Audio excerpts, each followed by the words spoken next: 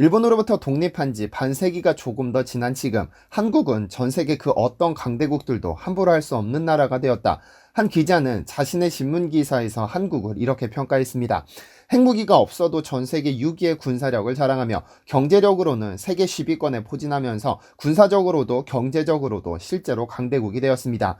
어느 누구라도 한국에게 함부로 군사력을 자랑했다가는 현무 1, 2, 3, 4를 모조리 날려 미사일 바다로 만들어버릴 수 있고 우리가 멸망하더라도 상대방을 회복 불능까지는 만들 수 있는 것이 현실이죠. 당연히 함부로 대할 수 없습니다. 그런데 한국이 이렇게 강력한 군사력을 자랑할 수 있게 된 바탕에는 푸틴이 자리하고 있는데요.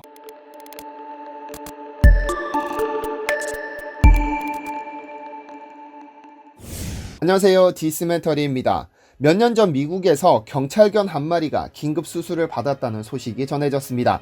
경찰견 오디는 범죄 현장에 투입되었다가 우연히 고슴도치를 발견했는데 깜짝 놀란 고슴도치가 오딘을 공격해 고슴도치 가시 200개가 얼굴에 박혔습니다. 2시간의 긴 수술 동안 오딘은 얼굴에 박힌 모든 가시를 제거했고 간신히 회복에 나섰으나 다시는 경찰견으로 복귀할 수 있을지 확신하지 못한다며 보는 이들의 가슴을 아프게 했습니다. 이렇듯 고슴도치는 귀여운 외형과는 다르게 아주 잔인한 성질을 가지고 있습니다. 그의 몸을 덮고 있는 가시는 오로지 자신을 방어하기 위해서 필요한 것으로 고슴도치는 오로지 한 가지만 생각합니다. 생존. 여우가, 사자가, 표범이 공격하기 전에는 절대로 먼저 공격하는 법이 없습니다. 그러나 일단 고슴도치를 건드리는 순간 어떤 동물이라도 죽음을 각오해야 할 정도로 치명상을 입히죠. 한국은 이 고슴도치의 전략에서 착안해 군사 전략에 활용하고 있습니다. 먼저 선제 공격은 하지 않지만 일단 공격하는 순간 적어도 죽음을 각오해야 하는 치명상을 입히겠다는 것이죠. 한반도는 전 세계에서 가장 치열한 외교전쟁이 일어나는 극동아시아에 자리하고 있습니다. 한반도를 둘러싼 4개 나라는 전부 세계에서 내로라 하는 강대국이죠. 한국 바로 위에는 북한이라는 대책 없는 나라가 떡하니 자리하고 있고 그 위로는 러시아와 중국이 있으며 남쪽으로는 호시탐탐 대륙 진출을 노리는 일본 그리고 미국과 태평양을 접하고 있죠. 그 때문에 19세기 말부터 한반도는 열강들의 먹잇감이 되었습니다. 한반도를 시장 삼으려는 미국, 프랑스는 물론이고 일본은 개항을 요구하며 지속적으로 침범해왔고 동아시아 패권을 잡기 위해 일으킨 청일전쟁과 러일전쟁에서 승리하고는 결국 한반도를 식민지 삼았습니다. 하지만 1세기가 지난 지금 현재 한반도의 상황은 전혀 다르게 전개되고 있습니다. 한국은 예전처럼 강대국들이 마음대로 쥐고 휘두를 수 없는 힘을 가진 국가가 됐죠. 핵무기가 없지만 세계 6위권의 군사력을 가졌다는 점은 한국의 무기체계가 얼마나 발전했는지를 여실히 보여줍니다. 그래서 한국은 미국이든 일본이든 중국이든 러시아든 북한이든 절대로 먼저 공격하지는 않겠지만 일단 한국의 총성이 울리는 순간 어떤 국가라도 회복 불능의 상태에 빠질 수밖에 없습니다. 그게 바로 고슴도치 전략이죠. 그런데 이 고슴도치 전략을 가능하게 하는 무기체계들의 많은 부분이 냉전시대의 주인공 러시아 덕분이라는 것은 변하지 않는 사실입니다. 6.25 전쟁 당시 한국군은 소총 하나도 제대로 만들지 못했고 총알도 전부 미국으로부터 지원받아야 했습니다. 그럼에도 1년 만에 거의 동나는 바람에 거의 구걸하다시피 구해야 했죠. 당시 국군은 소련제 전차 등의 무기로 완벽하게 무장한 북한군에 맞서 겨우 몇 대에 불과한 장갑차와 바주카포와 소총이 전부였습니다. 지금 한국에 비하면 한없이 초라한 무장이었죠. 3년간의 전쟁으로 한국은 초토화됐고 광복 후 5년 만에 또다시 민족이 분열되는 아픔을 겪었습니다. 그리고 한국은 우리 스스로를 지키기 위해 자주국방에 힘썼지만 기술력 하나 없이 맨 땅에 헤딩하는 일은 쉽지 않았습니다. 하지만 한국의 무기 수준이 급격하게 발전하게 된 계기가 있습니다. 바로 러시아와 체결한 불곰 사업이죠. 보통 불곰 사업이라고 말하면 러시아한테 일방적으로 손해를 본 사업이다라는 인식이 강하지만 엄밀히 따지면 또 그렇지는 않습니다. 적어도 국가 방위의 차원에서는 말이죠. 불곰 사업은 1990년 12월 노태우 전 대통령의 모스크바 방문에서부터 시작됩니다. 그해 3월 소련에서는 소련 최초이자 마지막 대통령 고르바초프가 취임했죠. 고르바초프는 대통령이 되자 자신이 직면한 현실을 깨닫고는 고립이 아닌 상생을 선택했습니다. 이제까지 굳게 닫혔던 공산주의 국가의 문을 열어 서방 국가들과 수교를 맺기로 한 것이죠. 그런데 수교도 수교지만 소련의 가장 큰 문제점은 외화가 절대적으로 부족했다는 점입니다. 그가 원하는 개혁에는 천문학적인 돈이 필요했는데 결국 그는 돈을 빌려보기로 결정합니다. 그리고는 소련에 무지막지하게 매장된 지하자원을 내세워 경제협력이라는 이름을 내세웠습니다. 그러던 중 경제도 어느 정도 받쳐주고 지하자원의 필요성이 높은 나라가 어딜까 찾던 찰나에 한국이 떠오른 겁니다. 당시 모스크바를 방문한 노태우 대통령은 당시 30억 달러에 달하는 경협 차관에 잠정 합의했고, 이듬해부터 현금 차관 10억 달러, 소비재 차관 15억 달러, 자본재 차관 5억 달러 등 총 30억 달러를 3년에 걸쳐 제공하는 데 합의했죠. 당시 한국의 외환 보유액이 200억 달러가 약간 넘었던 점을 감안한다면 30억 달러는 상당히 큰 금액이었는데, 1991년 한국은 소련에게 14억 7천만 달러를 빌려주죠. 하지만 불과 1년도 되지 않아 러시아에서는 보수파에 의한 쿠데타가 발생했고, 고르바초프 대통령이 실각하면서 그해 12월 소련은 해체됐고 한국은 낙동강 오리알이 됐습니다. 그리고 러시아가 들어섰는데, 초반 러시아는 자국이 소련의 모든 부채를 떠안을 수 없다고 맞섰지만 1992년 옐친 대통령의 방한을 앞두고 러시아가 전액 상환을 책임지겠다고 밝히면서 책임 소재가 러시아로 기속됐는데요. 그러나 러시아는 최악의 경제 상황이 이어지면서 이자조차도 제대로 갚지 못하면서 채무어익이 눈덩이처럼 불었죠. 이때 제시된 상환 방법이 현금으로 받는 대신 현물로 돌려받는 것이었습니다. 즉 러시아의 풍부한 천연 자원과 방산물자로 대납받는 것이죠.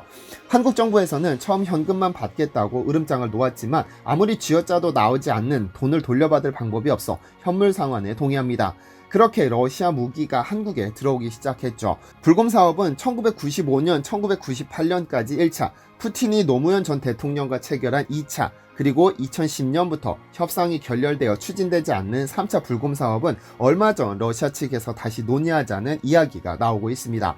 어쨌든 1차 사업에서 러시아산 T-80U 전차, BMP-3 장갑차, 휴대용 대공미사일, 대전차 유도탄 등 4개 품목을 들여왔는데요.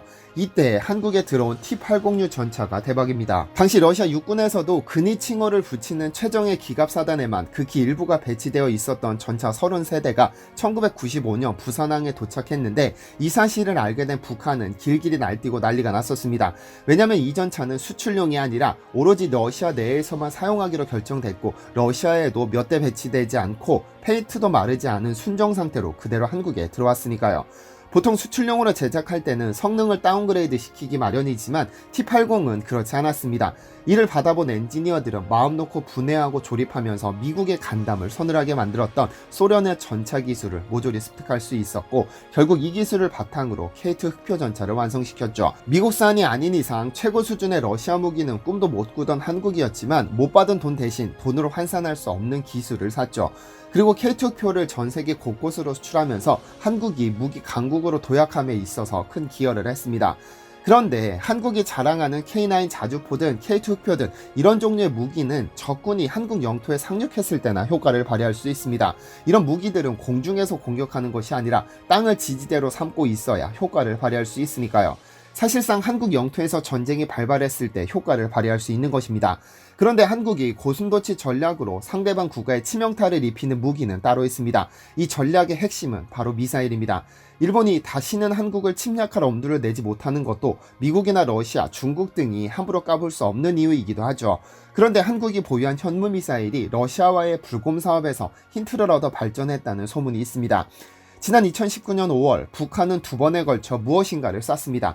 이 무엇의 정체에 대해서는 북한을 빼고는 누구도 정확히 알지 못합니다. 왜냐하면 정부가 이것을 미사일로 부르기를 꺼려했으니까요. 그런데 언론에 공개된 사진을 보면 러시아의 이스칸데르 단거리 탄도 미사일과 굉장히 흡사한 모습인데, 이는 당연한 이야기입니다. 왜냐하면 북한은 소련의 지원을 받아 6.25 전쟁을 일으킨 후에도 지속적으로 러시아 기술을 습득했으니까요. 사실 북한의 미사일 개발의 출발점은 소련제 스커드 미사일을 뜯어보고 다시 조립하면서 시작했기 때문에 러시아 기술에 대한 이해도가 높습니다. 이날 발사한 단거리 탄도 미사일 역시 러시아로부터 얻은 미사일을 분석해 만든 것으로 보고 있는데요. 그런데 북한이 쏜 미사일과 러시아의 이스칸데르와 더불어 똑같은 모습을 가진 탄도미사일이 하나 더 있습니다. 바로 한국군이 보유한 현무2B 탄도미사일이죠. 이 세 개의 미사일을 비교해보면 새쌍둥이라고 불러도 좋을 만큼 완전히 동일한 모습인데요. 2019년 정경두 국방부 장관은 한국군이 보유한 현무2B는 탄도미사일이 정점 고도를 지나 하강 단계에서 활강 및 상승 비행을 하는 풀업 기동을 하는데, 이는 국방과학 연구소가 오래전부터 가진 기술에 불과하다고 말했습니다. 러시아로부터 배운 기술이 아니라 국방과학 연구소가 독자적으로 개발했다는 것이죠.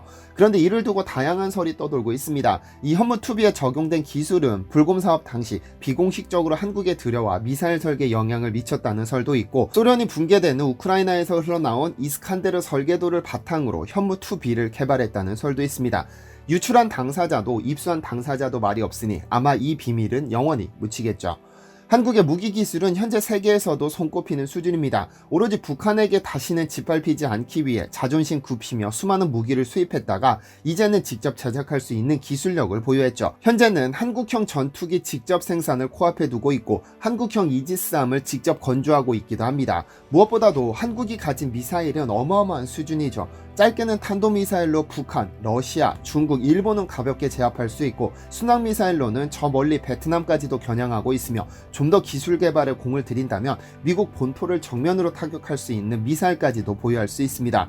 어쩌면 이미 보유하고 있는지도 모르는 상황입니다. 이런 과정에서 냉전 시대에 경제고 민생이고 내팽개치고 오로지 무기 개발에만 치중했던 소련이 가진 핵심 기술들을 불곰 사업을 통해 상당 부분 흡수할 수 있었고 이 덕분에 직접 연관되는 무기뿐 아니라 간접적으로 적용할 수 있는 기술들까지 감히 돈으로는 환산할 수 없는 소중한 재산을 얻게 된 것이 아닐까 합니다.